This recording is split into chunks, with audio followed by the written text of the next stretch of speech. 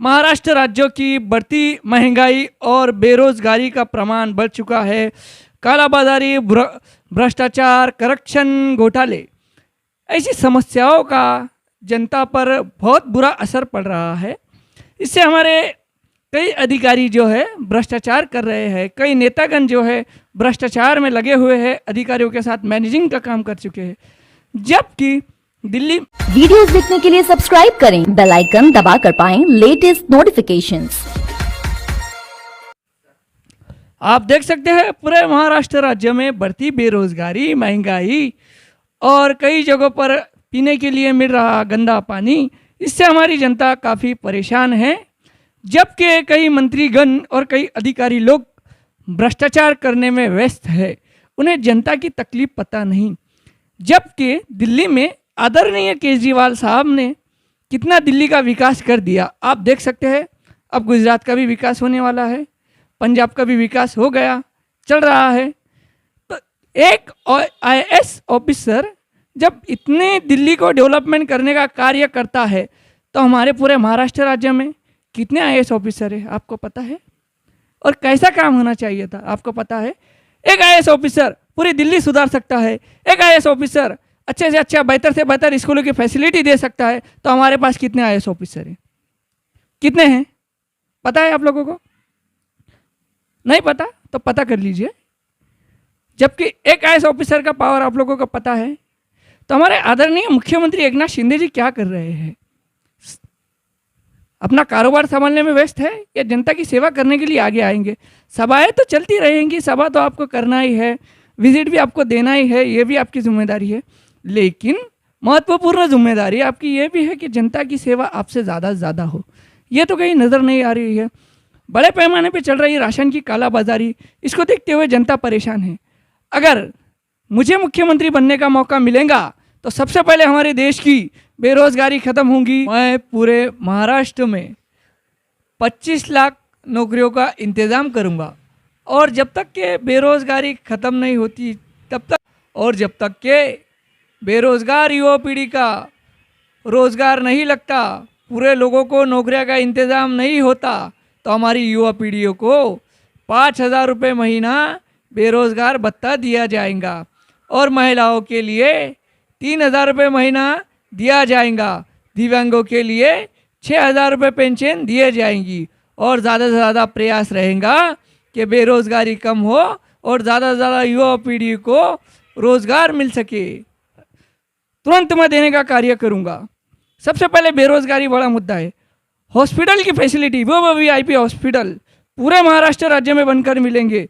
स्वच्छ पानी हर घर में पीने के लिए मिलेगा, हर घर में बिजली मुफ्त मिलेंगी, नहीं तो कम से कम 400 यूनिट फ्री मिलेंगी। इतना तो हो जाएगा। जनता को राशन मुफ्त में मिलेगा, नहीं तो 100 या 200 रुपये में, बस, इससे ज़्यादा नहीं।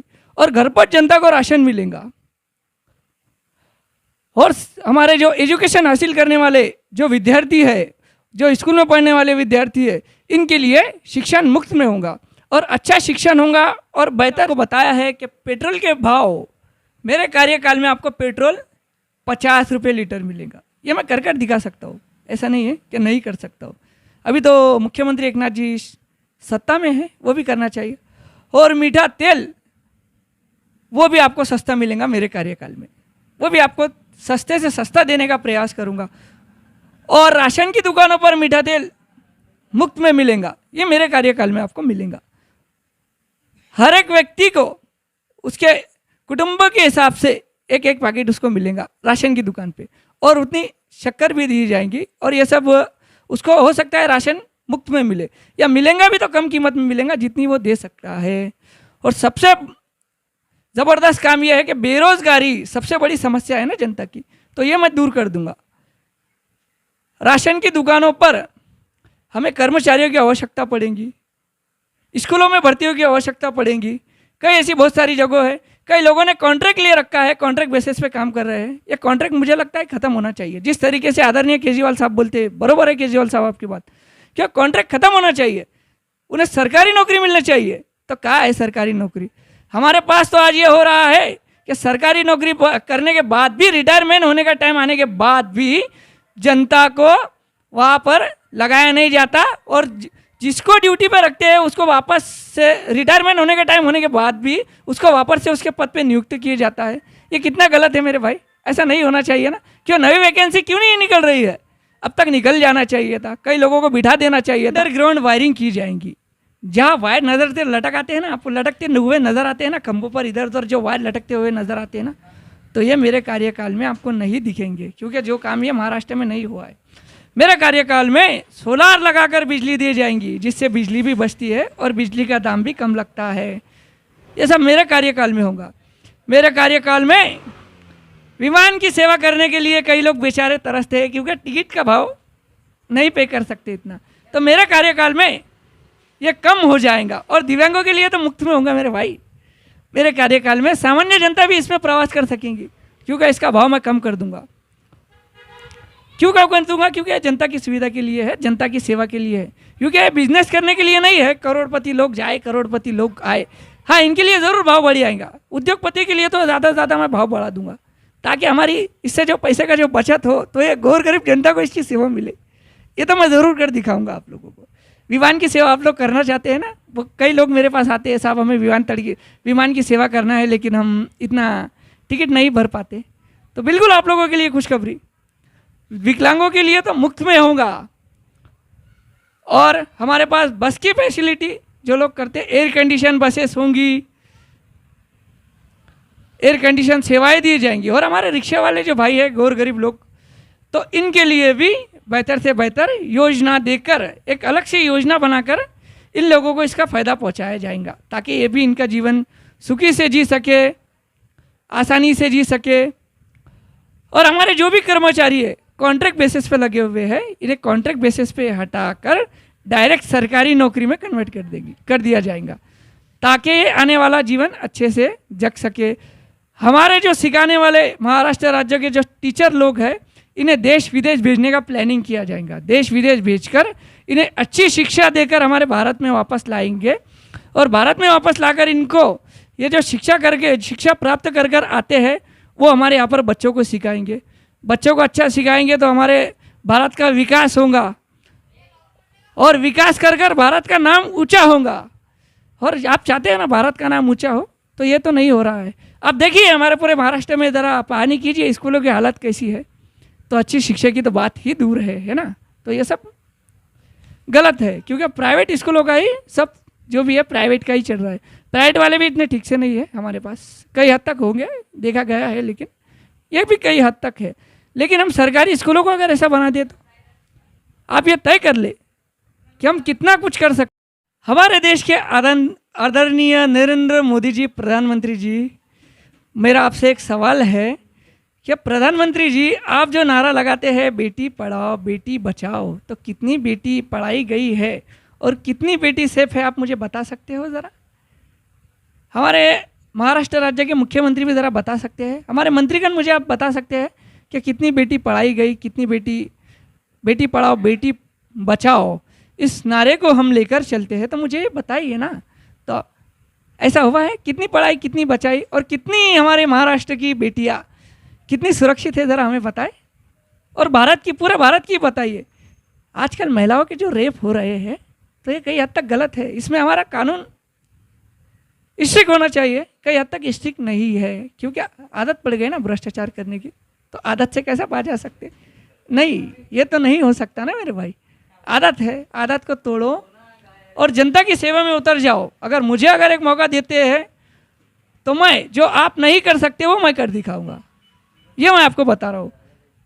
और देखते हैं अभी किस तरह से मुझे मेरे सवालों का जवाब हमारे मंत्रीगणों की ओर से मिलता है। इंतज़ार रहे। रिचार्ज मेरे कार्यकाल में आप लोगों को 100 या 50 रुपये मिलेगा, और एजुकेशन हासिल करने वाले विद्यार्थियों के लिए मुफ्त में रहेगा, ताकि अच्छे से अच्छा एजुकेशन हो हासिल कर सके। देखते हैं हमारे देश में, पूरे महाराष्ट्र राज्य में गैस के भाव बढ़ चुके, पेट्रोल के भाव बढ़ चुके, डीजल के भाव बढ़ चुके, सिर्फ बढ़ चुके है ना। इससे जनता का विकास नहीं होगा, जनता बर्बाद हो रही है। एक तो ऊपर से बेरोजगारी, ऊपर से पेट्रोल गैस डीजल के भाव कम। मेरे कार्यकाल में गैस आपको 300 रुपये में मिलेगा, 300 रुपये में मिलेगा, और हो सकता है इसमें अगर मैं कुछ बदल कर दूं तो आपको मुफ्त में भी देने का प्रयास करूंगा। और ये 300 रुपये भी जो आपसे लिए जाएंगे वो भी आधी कीमत आपके अकाउंट में वापस डाल दी जाएगी। और भी बेहतर से बेहतर फैसिलिटी देने का प्रयास करूंगा। जो भी हमारे गाड़ी पेट्रोल डीजल यूज़ करने वाले हैं इनके लिए भी मैं पेट्रोल और डीजल का भाव उतारने का कार्य करूंगा। कम से कम 50 या 100 रुपये में कर दूंगा, नहीं तो इससे ज़्यादा 150 रुपये, बस इससे ज़्यादा नहीं। क्योंकि बहुत कुछ हम कर सकते हैं, हमने देखा है, इसकी स्टडी की है। हम ये आपके सामने जो बात कर रहे हैं ये ऐसे नहीं कर रहे हैं, हमने इसकी स्टडी की है। हमें पता है कितना महाराष्ट्र के लिए बजट आ रहा है और किस किस के घर इससे भर दिए जा रहे हैं और दूसरे ज़िलों में इस बजट को भेजने का कार्य कर रहे हैं कई नेतागण मिलकर। तो हमारे महाराष्ट्र को चूने में डालने, गड्ढे में डालने का कार्य कर रहे हैं। ये महाराष्ट्र को गड्ढे में डाला जा रहा है।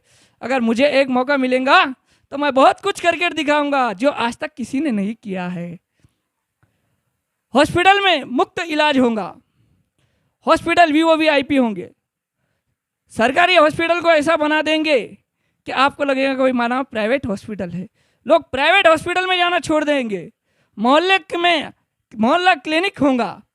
जिस तरीके का काम दिल्ली में आदरणीय केजरीवाल साहब के माध्यम से किया गया, उस तरीके का काम मैं पूरे महाराष्ट्र राज्य में कर दिखाऊंगा। मुख्यमंत्री महोदय एकनाथ शिंदे जी, मैं आपको ये बता रहा हूँ, जनता के लिए अगर कोई तकरार होंगी तो जनता मुझे अपने व्हाट्सएप के माध्यम से तकरार दे सकेंगी।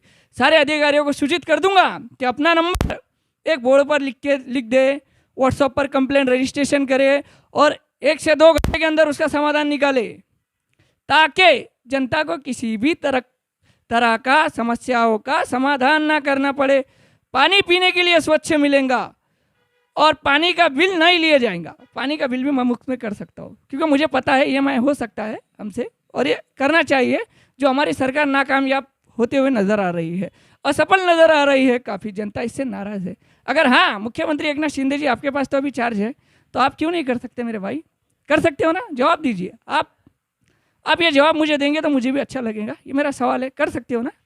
बहुत कुछ हो सकता है ना। लगता है आपने इस चीज़ की स्टडी नहीं की, थोड़ा कर लीजिए ज़रा, नहीं तो आप मेरे से भी इसका सुझाव ले सकते हैं। हम आपस में बैठकर बातचीत करेंगे, मैं आपको गाइड कर सकता हूँ। चलो कोई बात नहीं, आपके मंत्रीगण नहीं करेंगे, लेकिन मैं तो आपको गाइड कर सकता हूँ, कोई बात नहीं। अगर दबाव में हो तो ये काम नहीं हो सकता, मुझे पता है।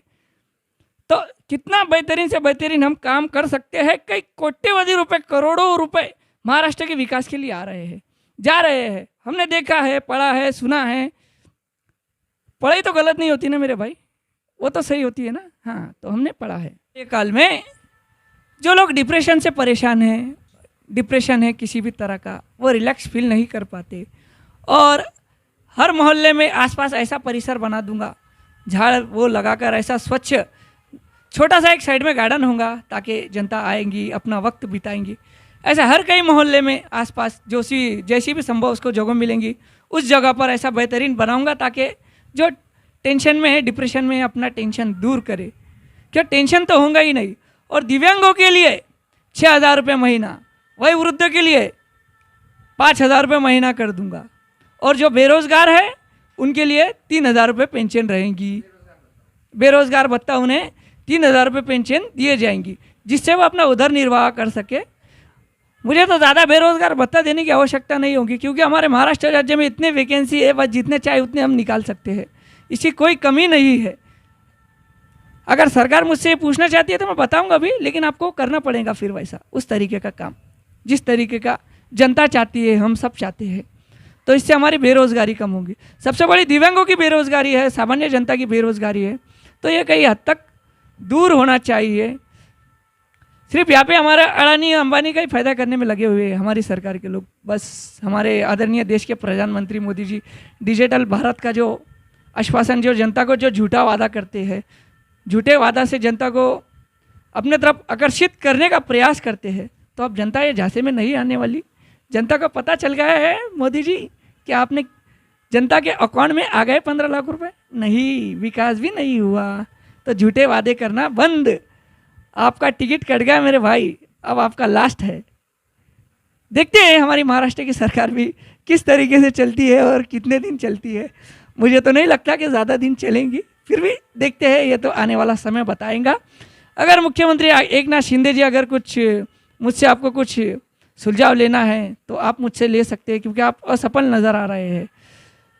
हमारे उप मुख्यमंत्री जी देवेंद्र फडणवीस जी, आपको तो कितना नॉलेज है, तो आप ये ज़रा विकास कर लेना चाहिए था, मुझे ऐसा लगता है। लेकिन आप भी विकास नहीं करते, क्योंकि जो मंत्री को अगर भ्रष्टाचार की आदत पड़ गई ना मेरे भाई, तो वो सिर्फ भ्रष्टाचार ही करता है, क्योंकि उसको आदत पड़ चुकी होती है। वो अपनी आदत से बाज नहीं आता, चाहे कोई भी होने दो, अधिकारी रहो या मंत्रीगण रहो। तो ये कई हद तक गलत है, ऐसा नहीं होना चाहिए। अगर मुझे आप एक मौका देते हैं तो मैं आपको ये सारी चीज़ें कर दिखाऊंगा जो आप नहीं कर सकते। नहीं तो आप कर दिखाए ना, आपसे नहीं होगा। इसीलिए मैं बोल रहा हूँ, आप मुझे अपनी जिम्मेदारी दीजिए। अगर हमारे विद्यार्थियों को ऐसा एजुकेशन अवेलेबल करूँगा, वो भी मुख्य में जिस तरीके से अमेरिका में पढ़ा जाता है, इंग्लैंड में आपने कहीं सुना है, तो हमारे भारत के विद्यार्थियों को विदेश जाने की आवश्यकता ही नहीं होगी। पूरे महाराष्ट्र राज्य में व्यवस्था कर दूंगा। अगर मुझे एक मौका मिला मुख्यमंत्री बनने का, तो पूरे महाराष्ट्र का इतिहास बदल दूंगा। जो आप लोग इतने सालों में नहीं कर पाए, मैं आपको सिर्फ 6 महीने में ये कर इसके ऊपर काम होता हुआ दिखेगा, और बेहतर काम होता हुआ दिखेगा। क्योंकि शिक्षा अच्छी मिलेंगी, भविष्य अच्छा बनेगा, तो विद्यार्थी अच्छा काम करेंगे। जो कि इन अधिकारियों की तरह नहीं VIP स्कूलों में डाला जाता है, प्राइवेट स्कूलों में डाला जाता है। ऐसी अवस्था क्यों है हमारे महाराष्ट्र की? सरकारी स्कूल में हम बेहतर से बेहतर फैसिलिटी क्यों नहीं दे सकते? जबकि आदरणीय केजरीवाल साहब ने कितनी अच्छी व्यवस्थाएं कर दी, दिल्ली में आपने देखा है। तो क्यों आप ये नहीं चाहते कि महाराष्ट्र में भी इस तरह का विकास हो, महाराष्ट्र राज्य में भी जनता की सेवा हो, हम अधिक से अधिक सेवा दे सके, क्यों जनता को राशन अच्छा मिल सके, घर पहुँच मिल सके, और साफ राशन मिल सके, और उनके घर पहुँचे, उन्हें राशन की दुकानों पर लाइन लगाने की आवश्यकता ना हो। इतने सालों से कई सरकार आ रही है, कई सरकार जा रही है, भ्रष्टाचार कर अपना घर भर रही है, लेकिन उन्हें जनता का ज़रा भी ख्याल नहीं आ रहा है। रास्तों पर गड्ढे हो चुके हैं, पीने के लिए गंदा पानी आ रहा है, पाइपलाइनिंग बराबर नहीं है। क्या मुख्यमंत्री मोदी आपको दिखाई नहीं देता? दौरे करते समय नहीं दिखाई देता हूँ, क्योंकि आपको इससे कोई लेना देना नहीं है। आपको लेना देना है तो अपने काम से बस। तो ऐसा नहीं है भाई, आपकी जिम्मेदारी क्या है ज़रा आप समझे। और आप ये भी देखिए ज़रा, बड़ी बड़ी बातें करने वाले नेतागणों के लिए आज मैं कुछ बोलना चाहूँगा कि नेताजी बड़ी बड़ी बातें तो कर रहे हैं, लेकिन आप महाराष्ट्र का विकास कितना हुआ? और आप लोग इतने दिन से सत्ता में बैठे, अलग अलग सरकार आई, अलग अलग सरकार गई, तो आप लोगों से मेरा एक सवाल है, आप लोग मुझे ये बताइए महाराष्ट्र का विकास आपसे कितना हुआ? क्या बेहतर से बेहतर स्कूलों की फैसिलिटी दिए? क्या अच्छे अच्छे हॉस्पिटल बनकर मिल गए? ये सब नहीं हुआ। अगर मुझे एक मौका मिला महाराष्ट्र राज्य का, अगर मैं मुख्यमंत्री बनता हूँ, तो पूरे महाराष्ट्र का इतिहास बदल दूंगा, 100% गारंटी के साथ बोलता हूँ।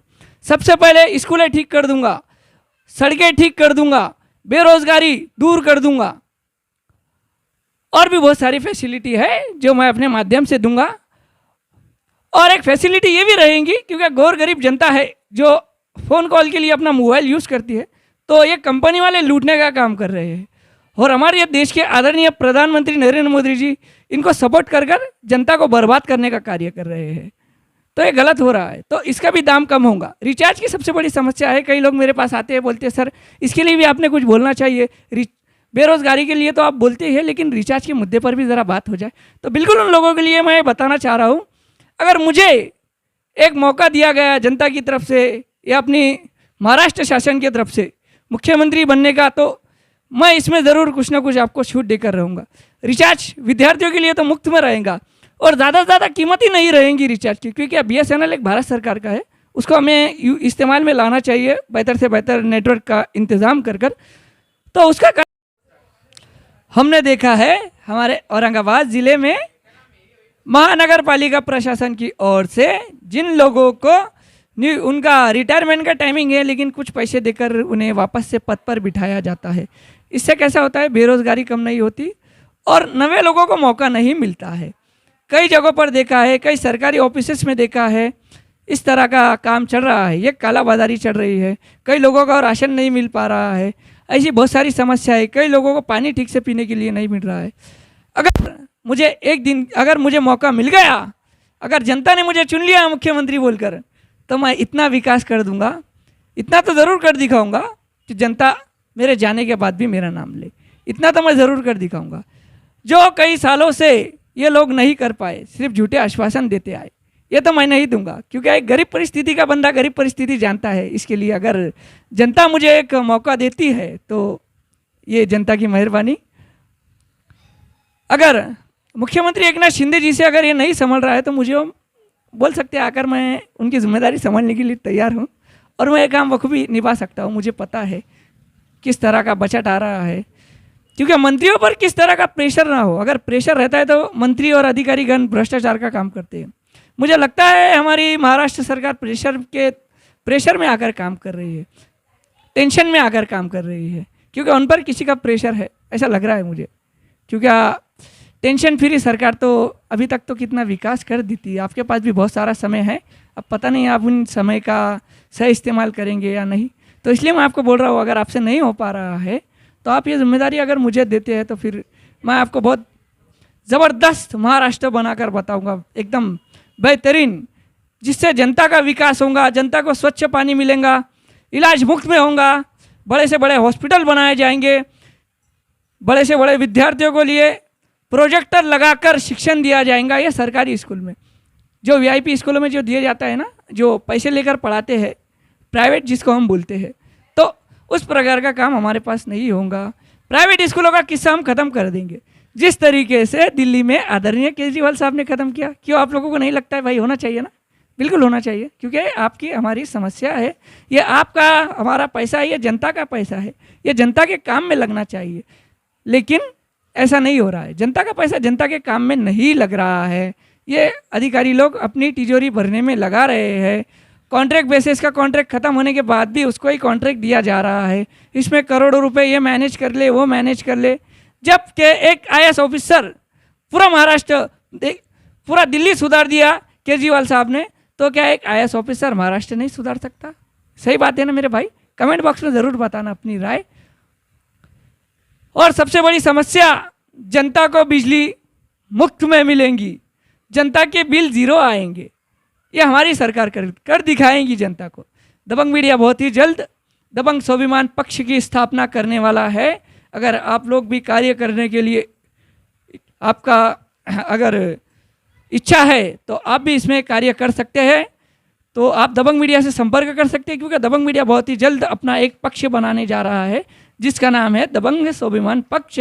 इसका उद्देश्य है जनता की अधिक से अधिक सेवा, जनता को मुफ्त में बिजली मुफ्त में मिले, जनता को बेहतर से बेहतर सुविधा मिले, पीने के लिए स्वच्छ पानी मिले, बेहतरीन से बेहतरीन पाइपलाइन डाली जाए, अच्छी से बड़ी पाइपलाइन डाली जाए, ताकि जनता को आने वाले टाइम में किसी भी तरह का। मेरे कार्यकाल में हर मोहल्ले में एक ऑफिस बनाऊंगा जहां पर हर तरह के सरकारी काम किए जाएंगे। मेरे कार्यकाल में हर मोहल्ले में मोहल्ला क्लिनिक होगा, ताकि जनता को किसी भी तरह की भी कुछ तकलीफ हो तो वो आसानी से पहुंच सके। क्या मोहल्ले में ये सब काम किया जाएगा। और मेरे कार्यकाल में व्हाट्सएप नंबर के द्वारा कंप्लेंट रजिस्टर किया जाएंगी। मेरे कार्यकाल में 2 घंटे के अंदर इसका समाधान निकाला जाएगा। जनता को मुझ तक पहुँचने की ज़रूरत ही नहीं पड़ेगी, क्योंकि ये काम सब ऑटोमेटिकली हो जाएगा। मेरा स्टाफ भी ऐसा रहेगा जो कि पूरी ईमानदारी के साथ काम करेगा। अगर नहीं करेगा तो मैं घर पे भेज दूंगा, चाहे कोई भी रहने दो, वो चाहे मैं खुद नहीं रहता। तो इस तरीके का काम मेरे कार्यकाल में किया जाएगा। बेहतर से बेहतर हॉस्पिटल, वीआईपी, जो आपने सिर्फ विदेशों में देखा होगा, लेकिन अभी थोड़ा बहुत दिल्ली में आपको देखने मिल रहा है आदरणीय केजरीवाल साहब के माध्यम से। वो हम चाहते हैं कि महाराष्ट्र में भी दिखे। हम चाहते हैं ना, आप अपनी सबकी समस्या है, हॉस्पिटल बेहतर से बेहतर होने चाहिए, विद्यार्थियों के लिए शिक्षण के लिए अच्छी से अच्छी स्कूलें, बेहतर से बेहतर सरकारी स्कूल ऐसी हो कि बच्चे वीआईपी स्कूलों का नाम ही ना लो, प्राइवेट स्कूलों का। क्या जब सरकारी स्कूल ही अगर वीआईपी बना दिया जाएगा तो हमें दूसरी किसी चीज़ की ज़रूरत ही नहीं पड़ेगी। हमारे अधिकारी लोग कई करोड़ों रुपए खर्च कर लाखों रुपए खर्च कर अपने बच्चों को वीआईपी स्कूलों में भेजते हैं। क्यों भाई? अगर सरकारी स्कूल को अगर इस तरह से बना दिया जाएगा, अगर हम अधिकारी लोग अगर एक सब पैसा इकट्ठा कर हम ये एक दिल में ठान ले कि भाई हम सब स्कूलों को अच्छा बना लेंगे, कि हमारे पैसों से कुछ पैसा शासन देगा, कुछ पैसा आपका जमा होगा, ताकि आपके बच्चे भी पढ़ेंगे और सामान्य जनता के भी। ये कितना पुण्य का काम है मेरे भाई, है कि नहीं? बिल्कुल ना। तो ऐसा होना चाहिए। ये जनता की समस्या है, इसको दूर करने में हमारी सरकार असफल नज़र आ रही है। इससे पहले भी कई सरकार गई है, कई सरकार आई है, तो ये कई हद तक गलत है। ये जनता के साथ अन्याय हो रहा है। अगर मुझे एक मौका दिया गया तो मैं बेहतर से बेहतर काम आपको कर कर दिखाऊंगा, जो हमारे महाराष्ट्र राज्य के मुख्यमंत्री एकनाथ शिंदे जी नहीं कर सकते। ऐसा मुझे लग रहा है, नहीं बता रहा हूँ, ऐसा मुझे लग रहा है। ये जनता की तकलीफ, क्योंकि हमारे यहाँ पर अधिकारी भ्रष्टाचार रोकने में कामयाब नहीं है। यहाँ पर भ्रष्टाचार बढ़ाने में लगे हुए हैं, भ्रष्टाचार रोकने में असफल नज़र आ रहे हैं। तो क्या हमारे मुख्यमंत्री एकनाथ शिंदे जी को ये दिखाई नहीं देता? आप जब दौरा करते हैं तो क्या ये फॉलोअप नहीं लेते? आप जनता के बीच में क्यों नहीं आते भाई? जनता के बीच में आइए, जनता की समस्या पूछिए। सभा तो कोई भी लेता है, स्टेज पे आके बड़ी बड़ी बात कर कर चले जाता है, तो इससे जनता की समस्या का समाधान नहीं होता। मुख्यमंत्री केजरीवाल साहब के जैसा हो, जिस तरीके से केजरीवाल साहब जनता के बीच में आकर जनता की समस्या का समाधान करते हैं, जनता की तकलीफ को अपनी तकलीफ समझकर काम करते हैं, क्योंकि वो जनता के बीच आते हैं। आप लोग तो जनता के बीच आते ही नहीं, तो आपको क्या पता चलेगा खाक के जनता की तकलीफ क्या है? ये तो नहीं। अगर मुझे एक मौका दिया गया तो मैं आपको बहुत कुछ कर कर दिखाऊंगा जो आप नहीं कर सकते। कमेंट बॉक्स में अपनी राय ज़रूर बताएं। और दबंग मीडिया अपना पक्ष की स्थापना करने वाला है। जिसकी भी इच्छा है वो अगर सभासद इसमें अगर बनना चाहे तो हम उसको सभासद के तौर पे यहाँ पे हमारा एक कमेटी मेंबर बनाएंगे। जो भी अगर दबंग मीडिया का साथ देना चाहता है तो दबंग मीडिया से संपर्क करे। और दबंग मीडिया सबके साथ है, जनता के साथ है, मतलब आप सभी के साथ है। बहुत बहुत धन्यवाद। मैं दबंग मीडिया से असलम शाह, राष्ट्रीय कार्यकारी अध्यक्ष तथा राष्ट्रीय अध्यक्ष तथा संपादक, दबंग दैनिक स्वाभिमान।